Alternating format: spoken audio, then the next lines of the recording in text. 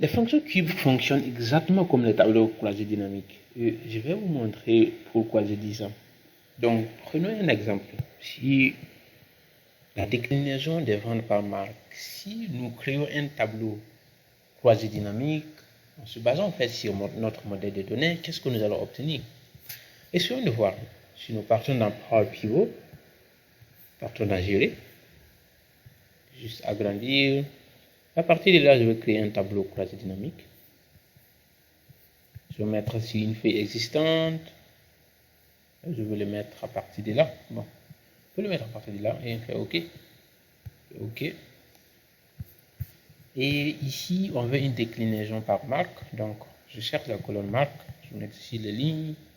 Ensuite, j'aimerais voir les ventes et puis les marges. Donc, Sales Data, si je pars dans vente, et puis marge en pourcentage. C'est ce que j'obtiens ici. Et vous voyez que nous avons exactement la même chose. Vous voyez ici, on a 16 000, 17 000 pour LuxBet, 10 millions plutôt, 18 millions. Et les pourcentages, c'est exactement la même chose. Si nous essayons également le top 5 ici, en utilisant les ventes et puis la marge, donc ici, j'utilise la marge ici. Et au lieu de marque, on va utiliser les produits. Ok. C'est se trouve dans la colonne produits. Alors, produits. Donc, produits au niveau des lignes. Et ici, on va filtrer. On va afficher les top 10, top 5. Donc, je peux deviner pour le top 5. Par vente, vous voyez ici par vente. Et on peut également trier ici. Option de tri supplémentaire. Et on peut mettre par vente ici. Descendant, ZA.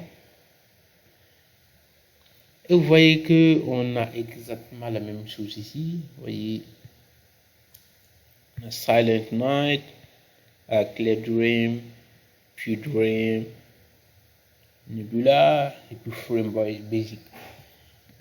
Et on peut transformer ça en ce tableau croisé dynamique, on peut le transformer en formule cube. Par exemple, si je pars dans analyse du tableau croisé dynamique, dans la partie outils OLAP, donc je peux convertir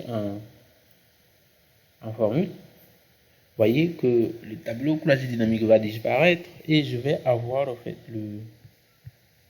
à l'intérieur, en fait, vous allez voir valeur cube ici qui utilise les modèles de données. Il fait référence en fait à ces deux cellules. Vous avez member cube ici, member cube également ici. Voilà. Vous voyez ici, ce sont les mêmes formules que nous avons utilisées pour mettre en place en fait notre tableau. Donc vous voyez, ces fonctions peuvent vraiment remplacer en fait, les tableaux croisés dynamiques. L'avantage d'utiliser ces fonctions, c'est que vous pouvez bien formater en fait, vos données. Parce que souvent le formatage des tableaux croisés dynamiques n'est pas très adéquat. Donc c'est souvent utile d'utiliser les fonctions Q comme alternative au tableau croisé dynamique. Voilà. La fonction Q, fonction très puissante pour nos analyses.